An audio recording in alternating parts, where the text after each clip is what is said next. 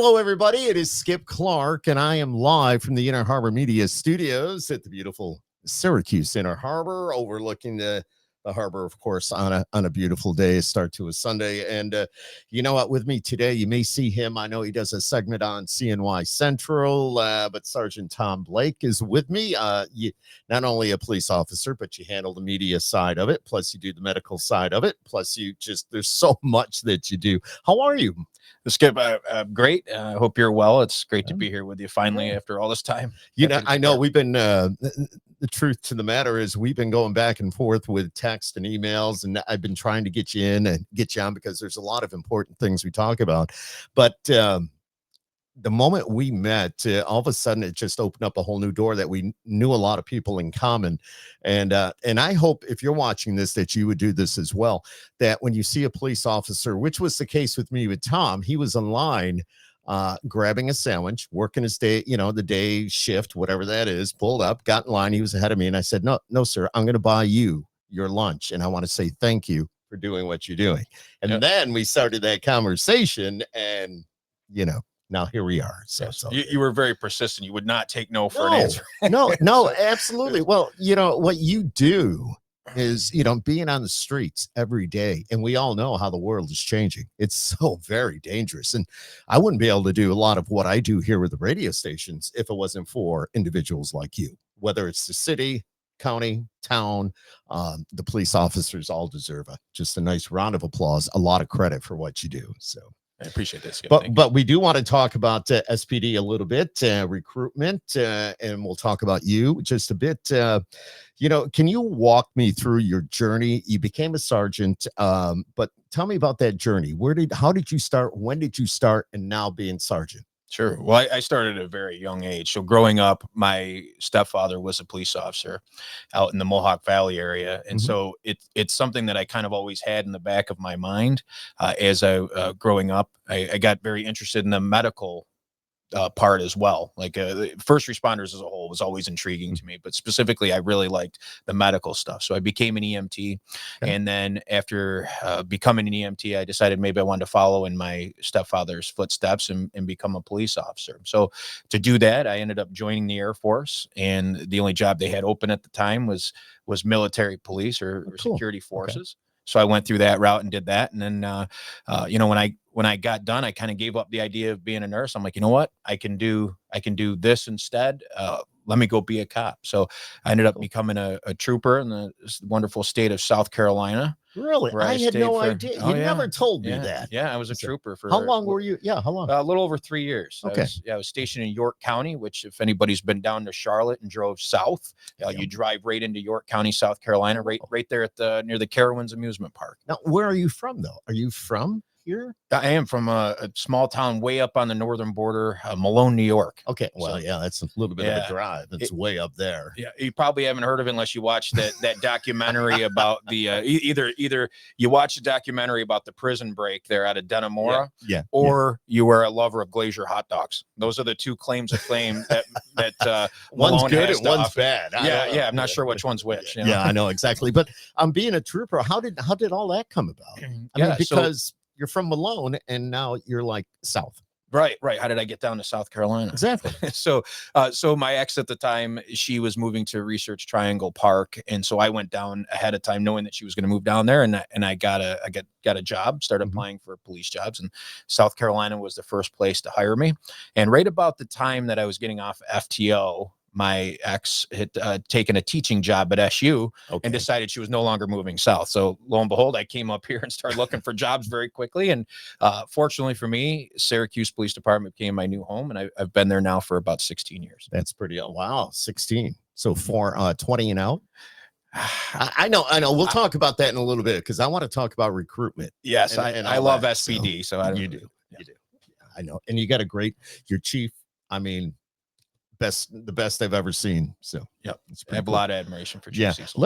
Let's talk about some of the biggest challenges facing police recruitment today, especially right here in Syracuse. Sure. Well, There's a lot of challenges, right? So, when I came on and they would have information sessions, wouldn't be uncommon to have 4, 5, 600 people show up for these, where you would come in and get exposed to what it is that you'd be doing once you got on the job. And, the last 10 years or so, I think generally there's been some negative publicity around the law enforcement career field. And so because of that, we're getting a lot less people that are coming forth and being interested in doing this as a profession. So those numbers where you used to see 400 or 500 people show up, we're down to very low numbers, less than 100. And so that's your candidate pool now. People sitting for the test, the numbers have gone down considerably. We are starting to see a trend where they are starting to come back up. So we're very hopeful. Slowly though. Slowly, yeah. So we're, our recent academy sizes have been as small as 10 people.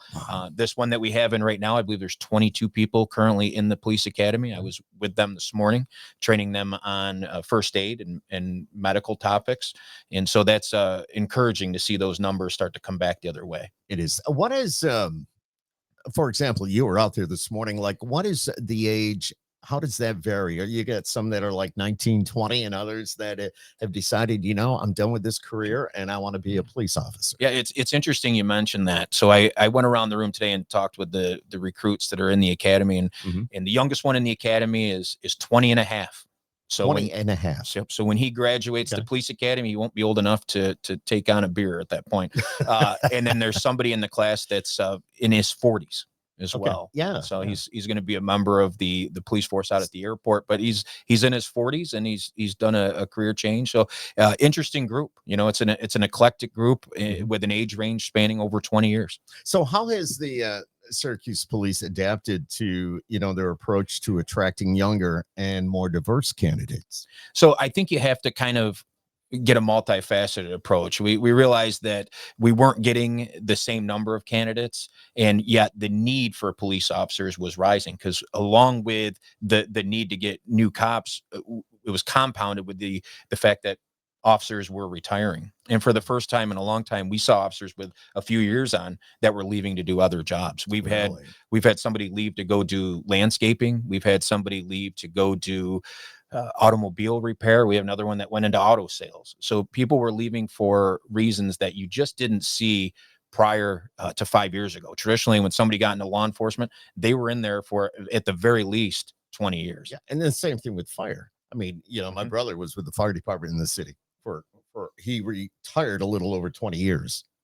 He had put in, but you're right though. A lot of these guys are like just leaving. Is it because of the environment? Is it because of what's going on in the world and they're a little afraid? I mean, just being realistic about it, to be out there in the streets and kind of like in the wide open. I mean, I think about that all the time. I've got nephews that are police officers down south, by the way, and I just pray every day that they're safe.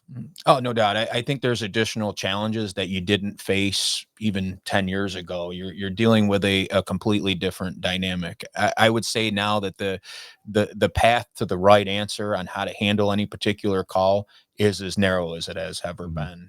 It's if you get there too quick, you're doing too much, you're overzealous. If you don't get there quick enough, then you're lazy, you're unmotivated, you're doing something else. So there's the satisfaction level, I think, for the police officer that's doing this job now, it's not what it used to be. Gotcha. What would you say to somebody that, let's say they come up to you and say, I want to be a police officer. Why should I be a police officer? What would you tell that person? It is literally the greatest job on the planet. That's what I would tell them.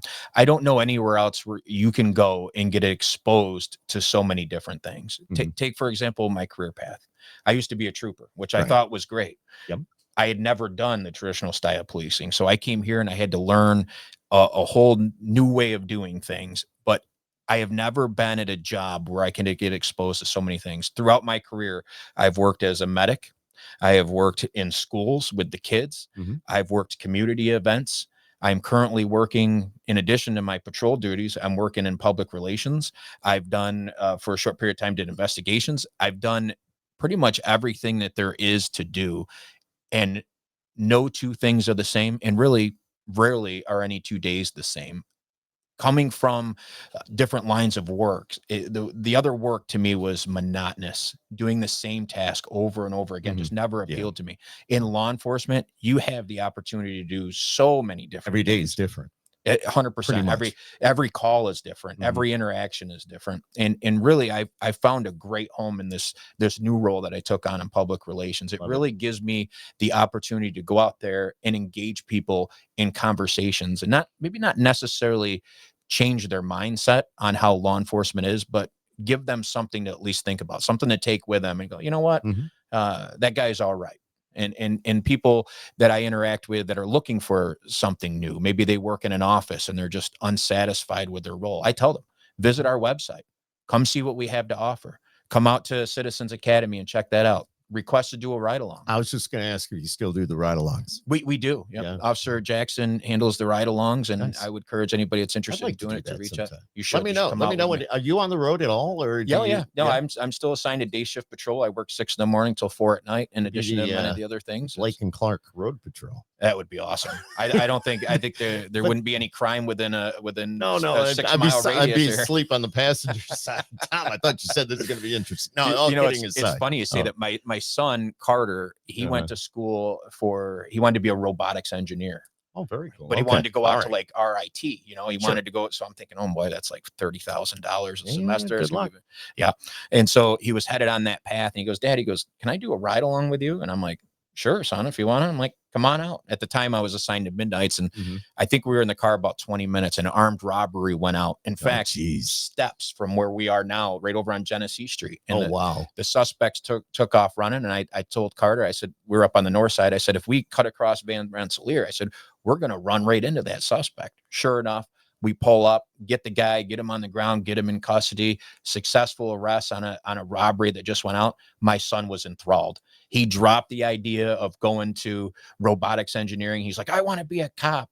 And so he completely changed his path. And in the end, he saved me about $30,000 a semester. He ended up going to Cortland and playing rugby and doing all that stuff. And I'm still waiting for him to come on here with us, but it's something I put in his ear all the time. Yeah, so he's considering it. It just hasn't actually made the very, move yet, very seriously considering, and he'd make a fantastic. Are there any incentives for new officers, or let's say somebody's working in one of the town agencies, and do you guys throw an incentive out there, say, hey, if you want to transfer to the city, you get so much? Like I know it was a while ago, it was like 4,000 or something. You get a little bonus or something like that. Sure. But do you guys still offer that for other officers? I would argue that the incentive is personal satisfaction. I would tell anybody you can institute a impactful change in urban policing. I think it affords you an opportunity that you don't get in other agencies. You are exposed to so much here, and our agency is just big enough to where everybody still knows you,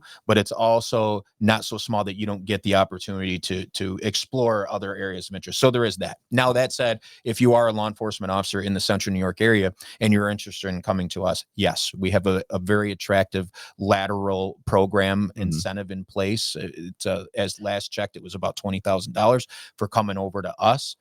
Which is great. The money here is good, but the job satisfaction you get is second to none. Can you tell us, you don't have to say exactly, but like, what's the pay range to become a city police officer? Sure. So an officer with 5 years on the job is base salary is making around $80,000 a year. Okay. Yeah. Excellent. And you just build from there. Oh, there's plus there's overtime. I mean, you have a lot of different things going on. You and I have hung out at different events. You've been working the event, and so have I, and those little things as well. So, oh, for sure. Yeah. If you want to put the time in and work several hours, you can definitely make money to have a very comfortable living here. There's no question. There you go. What is it? So somebody out of the blue wants to become a cop.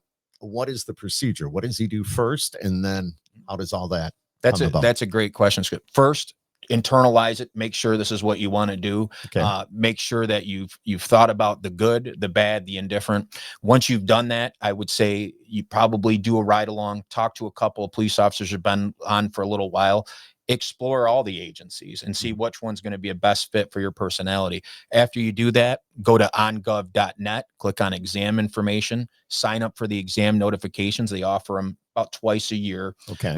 When you sign up for the notification, they'll send you an email. You sign up for the test, you go take the test. Now you're on the civil service list. When you're on that civil service list, you can be hired by any of the agencies in and around Onondaga County. And then once you are canvassed, you go in for an information session. You'll meet with a background investigator. After you meet with the background investigator, you'll fill out a packet. You return that to the department. They'll begin a background investigation, which I will say is pretty intrusive, a little bit of an uncomfortable situation. Maybe it has but to be. It has to be. I mean, we want to make sure that we're attracting the best candidates, and these people are going to be entrusted to enforce the laws of the state of New York. They're going to be entrusted with an awesome responsibility, and that's not given out lightly. We have to make sure that we're getting good, high quality candidates. Yeah, no doubt about that. Can you talk about how training, because you said you were there this morning, but can you talk to me about how training has changed in the recent years? Are there new emphasis on, de-escalation techniques? Thank you. Absolutely, there is. Yeah. And community interaction. So I'll be honest with you, going back probably 6 or 7 years ago, there was a huge, first you had the defund the police movement. They've proven throughout the country that is not a good move. Right. That just simply doesn't work. I don't care what environment you're in. They've proven time and time again. We've seen it all over the news with the autonomous zones and so on. You see what happens. Exactly. It doesn't last 12 hours and somebody's getting killed, right? So they've proven that doesn't work. Now, they have instituted a police reform, which I'll tell you what, some of the stuff that's came out of it is great. Some of the way that we were doing law enforcement as a practice were archaic and needed to be changed. So I think by and large, even the most salty of a police officer with years of experience at least understood the change and welcomed some of it. It's hard to get an older cop to really change a whole lot. Police officers just don't like change. You can't take an old dog, so to speak, and teach him new tricks. It's very difficult. Yes. You cannot take an old dog and have him jump through a hoop. Exactly. It's difficult. So, but at the same time, it was given to us whether we liked it or not, and we had to do this new style of policing. Now, as folks come on, they know this new system, and that becomes the culture. That becomes their norm. That's all they know. They don't know the old style of policing, and which is great. And so as time goes on, you're going to see these changes that were put in place, implemented, and you're going to see how they play out. And some of it's good, some of it's bad. And so I think if you don't make change as you progress through any kind of profession, you're wrong. If you want to improve something, improvement requires change. If you don't change, somebody else will. Absolutely. It happens across the board. It's in any business. Where's Kmart today? Exactly. It's gone. But here's a radio station where we're sitting right here, and there's change every day. Technology and all that. If you don't keep up with the changes, you lose. Oh, you're archaic. Yeah, you're in the dark ages. Can you explain a little bit about call 911 to report something? They take down all the information. They get a hold of the police. Why is it? And this is not against anything or anybody. Just don't understand how it works sometimes. Maybe some of the viewers, some of the listeners don't understand that you may not get a police officer right away. You may not, depending on the call. Is that correct to say? Depending on, well, you got to this guy walking down the street and he looks a little strange. You may not get a car right away because they prioritize things, right? Yeah. So how it works is, and a lot of folks probably don't know this because I didn't know it until I started working in law enforcement. So when you call up to 911, you're not speaking with a dispatcher. You're speaking with a call taker. Exactly. So that call taker is taking your information. They're inputting it into a system. Then based on the information they're putting in a system, the dispatchers are reading it real time as information starts coming in, and they're the ones that actually dispatch it. So as these calls come in, they're put into a tiered system. You have priority 1, 2, and 3. So anything that's a priority 1, that's going to be armed robbery. That's going to be a physical domestic. It's going to be a shooting. It's going to be a stabbing. It's going to be something that requires police do immediate response. We don't wait. We immediately go, regardless of the territory. Somebody's going to it. So when that call comes in, as the person is on the phone communicating the problem to 911, the dispatcher is on another part.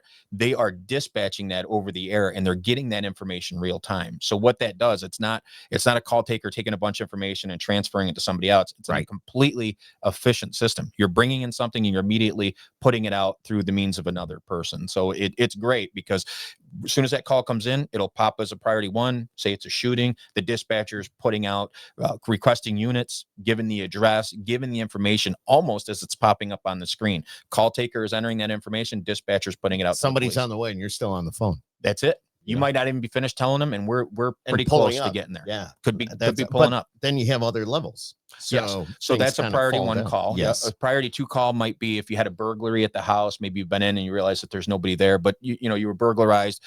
Maybe it could be something like a kind of a serious property complaint. Could be another type of domestic where maybe there's no injuries. So there is any number of things that could be put into that priority 1 designation or priority 2 designation. So when it's a priority 2, we're going to try to get there as quick as we possibly can, but priority 1s come first.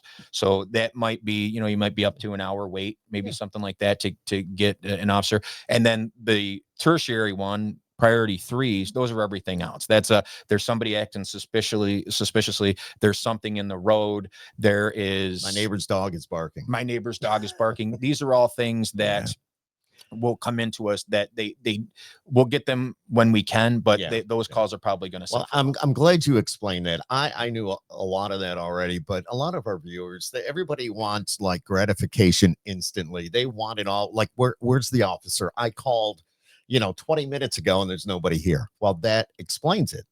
Yeah, and obviously they're not the only person that's having an issue as well. Right. And that's a problem. And I do attend a lot of these community meetings, and that becomes a point of contention or frustration. Like, well, I'm calling a cop and I should get one. Well, I agree. I agree. They should get one. So if you're a taxpayer and you call for the services that you pay for, you should get a police officer as quick as possible. So it's all about, like I said, we're constantly trying to improve our system. So somebody shouldn't have to wait several hours to get an officer to show up to handle their burglary call and start the investigation. But what about manpower too? That's the challenge that we have. I mean, it's cliche to say that we're low in numbers. We don't have the manpower. Well, that's why our chiefs have done a really nice job of coming up with new methods of how we can handle the increased call volume with the lower manpower. And so one of the ways that we're doing that now is through, we have eServe and we have teleserve. So if it's something where, say, your package that you got from Amazon came up missing, you can call in and you can do a self-report online. Or you can call and you can speak with an officer over the phone. And what that does is now you're not having a police officer show up at the house to take a report. You might lose that officer for 90 minutes of service. That officer can go handle those more higher priority complaints in there, as opposed to handling the minor stuff. So, and sometimes it's still getting reported. It's still getting reported. It's there, just like if an officer was at the house. And we're responsible about it. So there's specific parameters, there's dollar amounts, whether there's a suspect or no suspect. There's an order in place that kind of shows whether something can go to teleserve or eServe. And if we can handle it that way, we will. But if it's a situation where it doesn't meet those parameters, then you'll still get the officer when we can get one available. Yeah, we're talking with Sergeant Tom Blake, the Syracuse Police Department this morning. You mentioned the meetings in the community, and how would you describe the current relationship between SPD and the community? Well, there's work to be done. All right. There's definitely work to be done, but that's part of what I get to do when I put on my public relations hat and do that. As a public information officer, I'm in a unique position to go out there and interact directly with the public, and earning public trust is no easy task.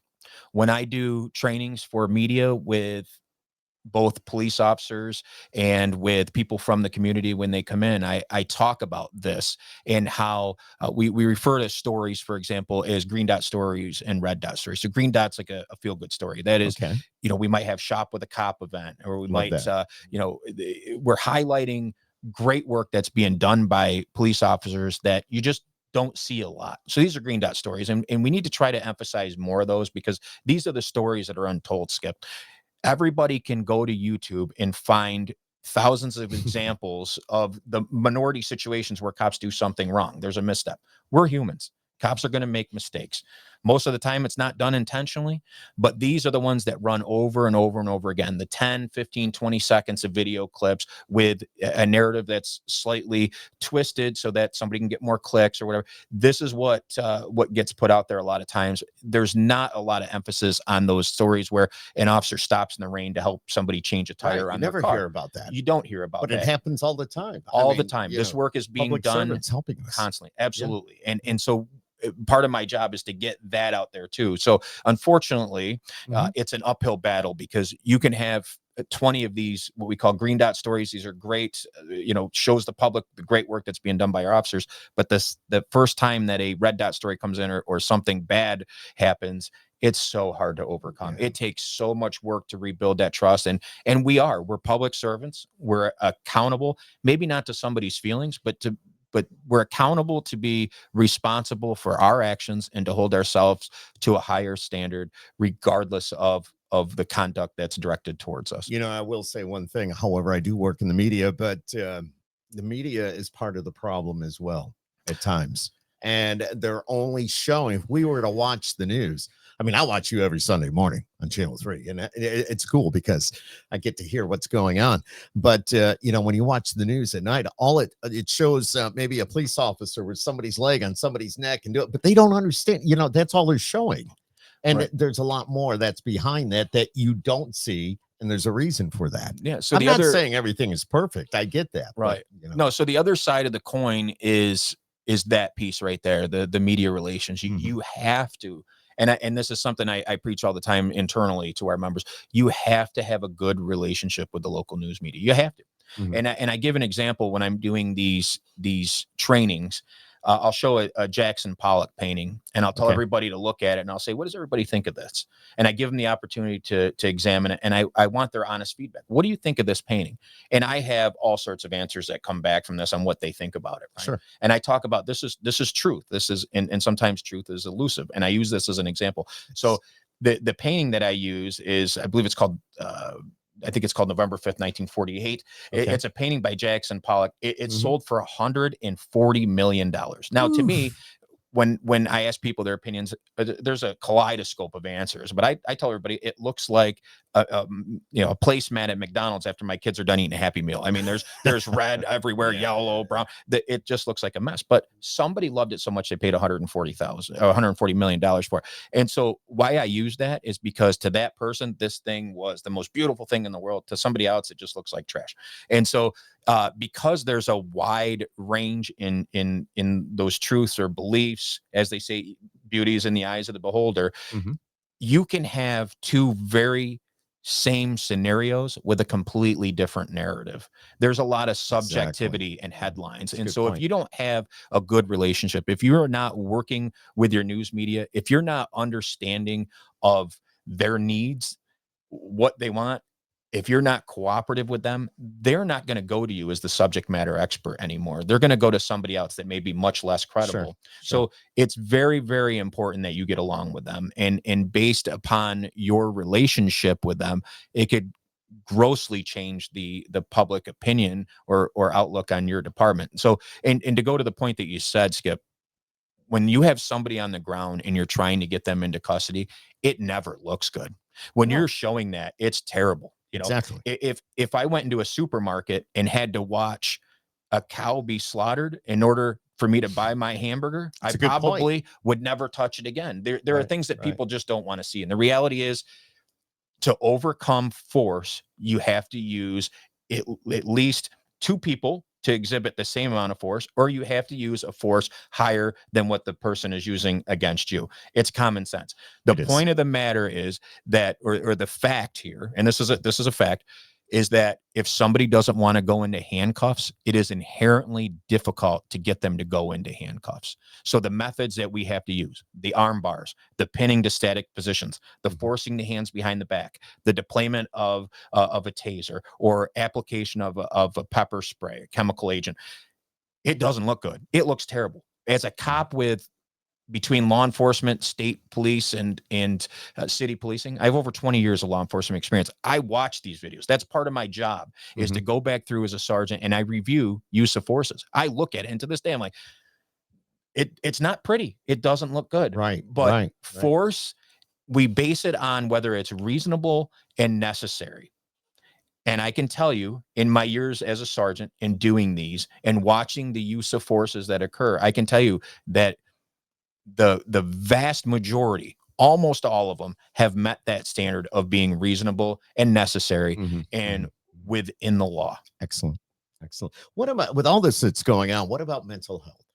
I mean, you guys, I mean, day in, day out, what the officers are subjected to, many different variables, everything from the simplest to the, like, somebody did something, took their own life. I mean, that's gotta, you think about family, you think about your job, you think about everything. Do I really want to do this? It affects your mental health. How do you guys handle all that? So before I speak to this, just to your listener, Skip, if anybody out there is dealing with somebody who maybe just,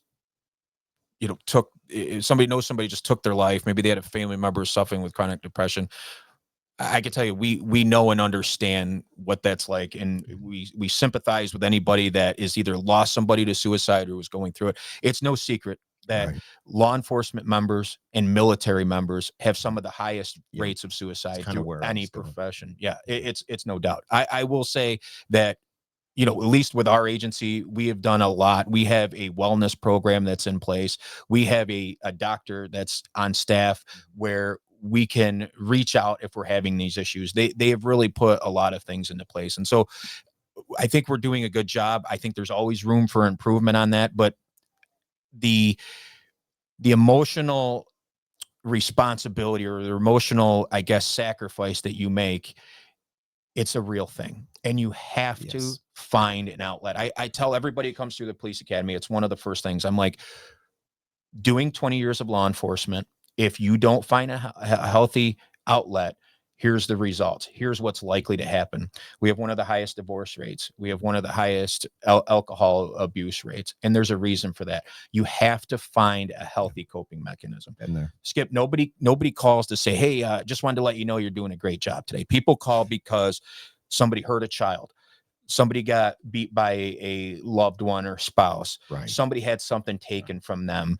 Somebody's stuck somewhere. There's a bad car accident. There is significant trauma. We almost every time we get called, it's for a bad reason. And so while it's a great thing to be able to go and have a successful outcome and have a positive impact on somebody, you take on some of that baggage, you take on some of that burden. And unless you are in a position where you've either served in the military and have been deployed or lost a friend because of a military conflict, or you've been in a position where, and it's not just police officers. I want to take that moment and be very clear. It's not just police officers, it's peace officers, it's firefighters, it is emergency medical people, it is dispatchers.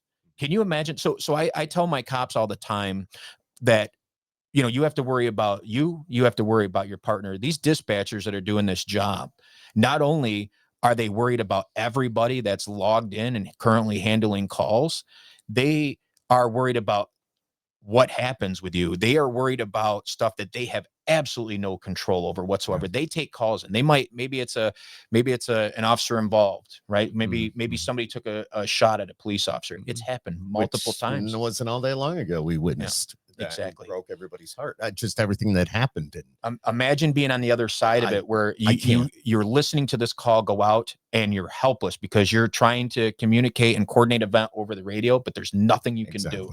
And there's pauses in the air and all this stuff. So emergency dispatchers as well, our 911 center, I'm very grateful to what they do. They are also giving part of themselves that you can't return. So because of that, I think now there was always a stigma, specifically, I know with law enforcement, where we're the ones they're calling. We can't have any problems. We're the ones that are sent there to solve other people's problems. I'm okay. Couldn't be further from the truth. And it was cliche to even say to somebody, hey, are you okay? You don't say that to somebody. We're tough. We're alpha type. We take control of the situation. We need to have command presence. We cannot have problems. Are you okay? Are you okay? And it's simple to do that, Skip. And it just, I would say within the last 5 years specifically, we've seen a huge shift. People are starting to recognize that cops suffer too. we're starting to realize that mental illness, just like going to a dentist to fill a cavity, is very important. You have to take care of yourself. You have to have some kind of relief from all the stress. Me personally, I play guitar. Not very well. That's your outlet. That's my outlet. I don't play it very well. Yeah. I always tell everybody, a guitar to me is that woman I love that never loved me back. There you go. As I'm talking to you, I'm looking at a guitar on the wall. I want to reach up on the wall, take it down, and play some songs, because but you don't want to play that. It's out of tune. I can tell you right now. Well, it's certainly an impressive piece of artwork on the wall there. I do admire it. But for me, taking a guitar and just sitting down and just playing some chords, playing some songs, it's a stress relief. I'll take a hard rock song, I'll turn it into a soft song. I'll take a soft song, I'll turn it into a hard rock song, just to change it up. And for me, that's a stress relief. And I tell these new guys coming in, I say, listen, I don't care what it is. Play guitar like me. Do artwork. Go out and do something outside. Have a hobby. Have a hobby. Work. I don't care. Some people like to do the I'm not into it, but people like to do the like the modeling stuff, or they like to do remote control cars. I don't care what it is. Teach their own. Yeah. You're doing something. Find something that brings you happiness, because the worst thing you could do is turn to alcohol. It will ruin your marriage. It'll ruin you, and might ultimately cost you your life at some point. No, don't do it. And I preach this to these guys. Yeah, it's terrible. You know, like that song says, they put the bottle to the head and pulled the trigger. Yeah, and that's true. We see, unfortunately, we see a lot of people turn to alcohol, and I think for some that becomes a natural progression. Maybe they grew up around it. I grew up. My father, my real father, was an alcoholic, and I knew at a young age, I don't know what I want to be, but I know I don't want to be that. Exactly. How would you didn't mean to cut you off. I apologize. How would you, what's the crime rate right now in the Cuse? It's come down, right? Yes. I'm proud to say that we've had a reduction in a lot of, so we monitor every week, and I would challenge everybody to do this. If you go to the city website, you can click on the CompStat report. And so every week we publish a report, which is kind of an overview or a snapshot of what's going on for criminality within the city that you live in. You should be informed. I'll tell you what, Skip, when I was a young guy, I was in the Air Force. I moved to Oak Street in the city, and I was ignorant to what was going on around me. I had no idea of the stuff that was going on just a few houses over. I was oblivious to it. So I think to be a responsible person, I think it's important to know what's going on, so that you know how to keep yourself safe, and you know how to not become the next victim. And so I would say review CompStat reports. So we put it out there. It has a snapshot of mostly the Part 1 crimes, the ones that are reported to the FBI, but it'll show you trends. It'll show you what's going on in your neighborhood. And that's part of my job. If I see something where there's, say, an increase in stolen vehicles, or I see that there's larcenies are on the rise within a particular section of the city, that's part of what I do. But we also have a whole team, like our commanders are in meetings every single week where they review this. Believe it or not, like we are paying attention to what's going on, and we know, and based upon what we're learning, we're employing our resources the best we can. You to try would be to stepping up patrols in a certain area, exactly, so to speak. Yes, so that's good. And tell me about the shot spotters. I know they've been around for a little bit. I heard Matt Malinowski talk about it a while ago, but are they very effective? I know I'm reading saying shots were fired such and such street is noticed by a spotter. Sure. Explain that. Yeah, I can tell you. So ShotSpotter is used throughout the country. What it does essentially is there are sensors that typically will sit on top of a building. They'll pick up a sound. They'll triangulate that sound to find out where it came from. Once they get that signal, it's sent out to California where people listen to it. So there's a human element. It's not just, I did not know that. Oh yeah. Somebody reviews it to say, okay, well, is that a car backfiring? Is that fireworks? Is that an actual shot? Right. This is happening almost instantaneously. So when a shot is fired and it's picked up by ShotSpotter, it's instantly sent. Somebody's listening to it, vetting it to say, is this a legitimate source? Is this likely a gunfire? And so once that happens, it gets sent out. We get an alert to our phones, so the officers already know they can head there ahead of time and get there even before the call is getting dispatched. We are aware of it, and we're going to. So it goes across country and then comes back. Yes. That's amazing. And almost instantaneously. It's a very quick process. And I'll tell you what, it's remarkable how well it works. So when it triangulates, it'll give a confidence factor usually within a couple of meters. And more often than not, we'll get there and it'll say, here's your confidence factor. Here's where it's coming out. We'll get there and find those spent shell casings in a very close proximity. We're talking about the spot shotter, but let's talk about fireworks, because I mean, it's been a big issue over the past few years. Come summer, look over the city, you're going to see lots of different fireworks. Does that affect the shot spotters? Yes, it does. But just like inflection. So if I'm talking like this, whereas like talking like this, like that Okay. rise, Yeah. fireworks sound very different over shot spotter. So it's a little harder to discern during, the times where you see the most fireworks out there.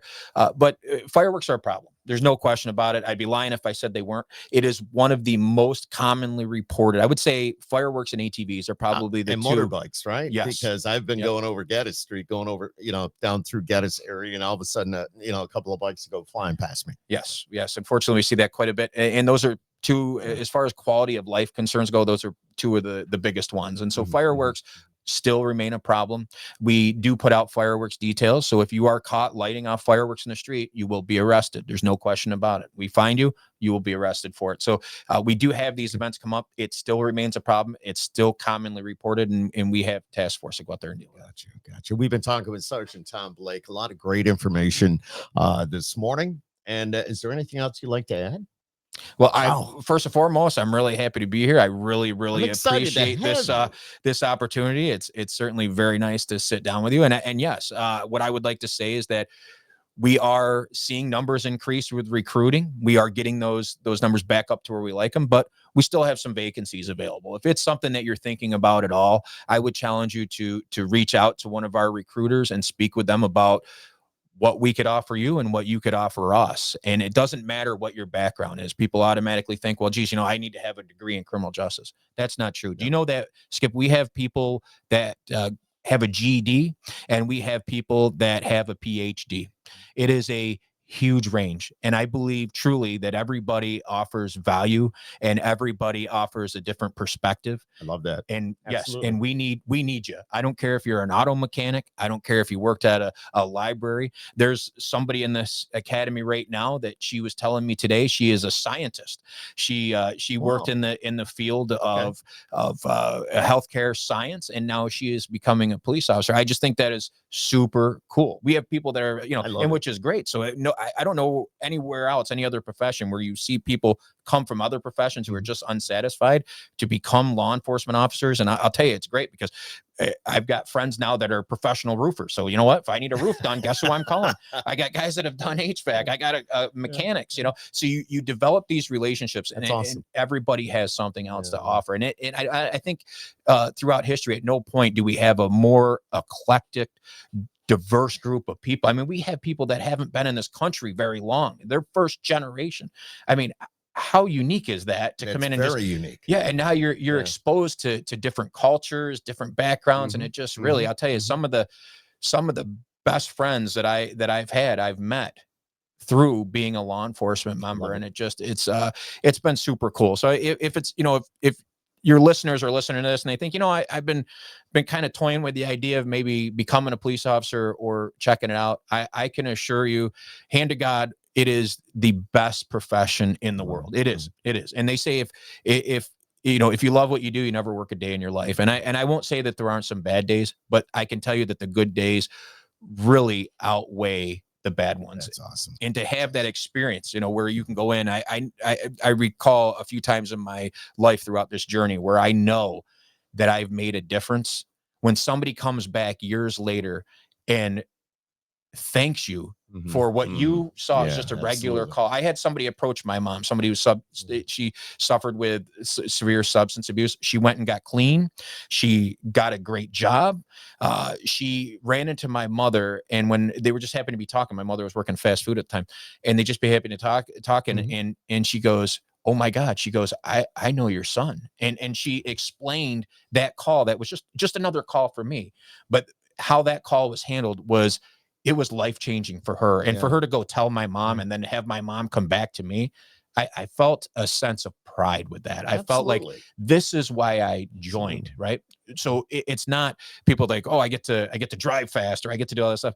I think by and large, police officers join to make the situation better than it was before they got there. And that was for me. I saw a lot of frustrations. I didn't like the criminality that I was seeing. I did this to be able to do something. But like when you're in traffic and somebody's going 100 by you, they cut you off, they cut somebody else off, they almost cause 2 accidents, and you're like, hey, and then they flip you off. Oh, Like yeah. to have the ability to be able to, because I always got frustrated. Oh, I wish I could do something. I can't do anything about it. Well, Right. you Right. can. You know what you can do? You can come be a police officer. You There you can go. experience some of the greatest things in the world, some of the funniest things, Skip. You're going to see stuff that you just what I could write a book. When I get done here, I I could used to write a watch book about the Cops. things. I'm just telling you, and there is some really wacky crap Oh, going there's on. But I'll tell you, it leads to but some great conversations. It yeah, really does. But yeah. Oh my it's, I'll tell gosh, you what, I can't think of another profession that is rewarding awesome, as being awesome, a police awesome. officer. And I can't think of a better age. And I mean that wholeheartedly. I love Syracuse Police. I know that sounds cliche, but Yeah. they took me on, they entrusted in me, and Yeah. I swear allegiance to them. I still love my job to this Nice. day. Nice. I work with people that I admire. I won't say him by name, but if he's listening, I know he knows. There's one cop in particular that I admire him so much for Very cool. a number of reasons. I get to work with him, which I love. And I tell other people that, because he's, he trains in the academy as well. And I tell other people, I'm like, you were fortunate to be able to sit in this chair and listen, because this guy's humble. He won't admit that that he's one of the greatest cops to ever strap on a badge. I love that attitude. Oh, and he is so humble. And that's what I find typically is that the people that are humble, and I find that they're most skilled. And it's just, I just find it interesting. And I find this particular cop interesting. And I tell everybody, if you're anything like him, you're going to be fantastic at this job, and then the other part, when I get somebody in a car, I'll drive around the city with them. I'll get a new recruit, and one of the first things I do, Skip, I'll pull up to an overpass, and I'll point out to somebody that's down on their luck, got a sign up, flying signs, begging for money. And I will look at them, and I'll look at the person in my passenger seat, and I'll say, I want you to look at that person right there. And I'll make them look over, and I'll say, remember something. The only difference between you and them is that you made better choices.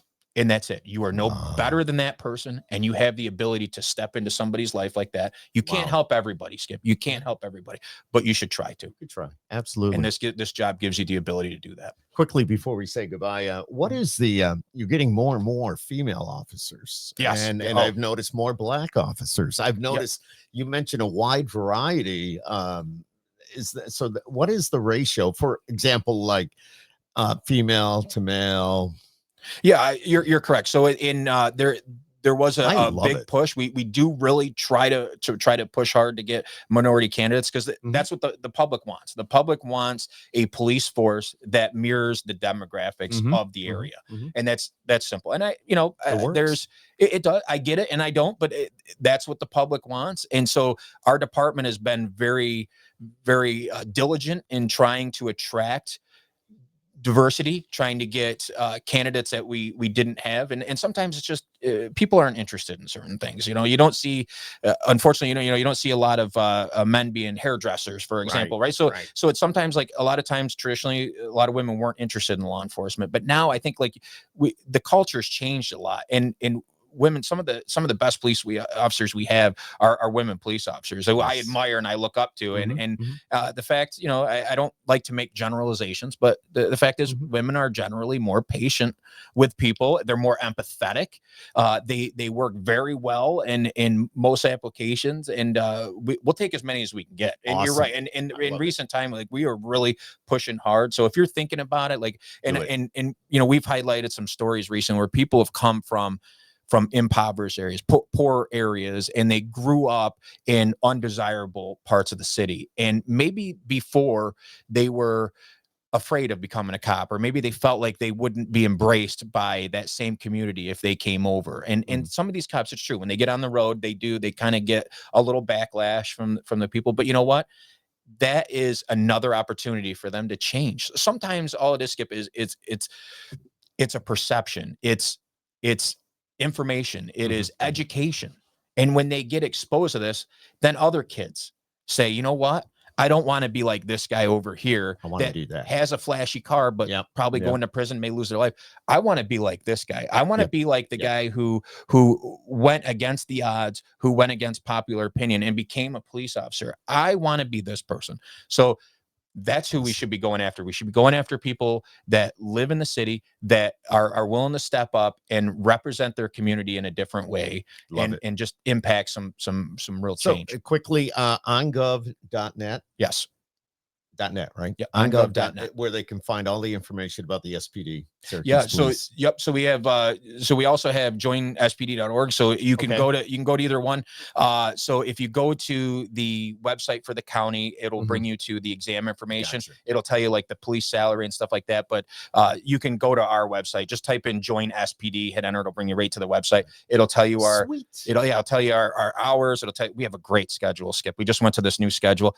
Never have we had more time off. It is a awesome schedule, awesome benefits. We have some of the best health insurance out there. There you go. The pay is very good, and sky's the limit if you want to put the time in. But again, the pay is great, but the personal satisfaction is greater than the pay that you bring. Again, thank you for being here, just hanging out, having a conversation. Sergeant Tom Blake, we watch for you on Sunday mornings on CNY Central. Always good information. And if you're not there, the big guy's in. Yeah, traditionally it's Chief Cecil. I just fit in when. Oh, really? I just fill in for him when he he's can't make it. It's like I'm the runner. I'm the B squad. I don't. He does a much better job than I do. I'm just happy to step in when he can't make it. Well, thank you. Yeah, it's.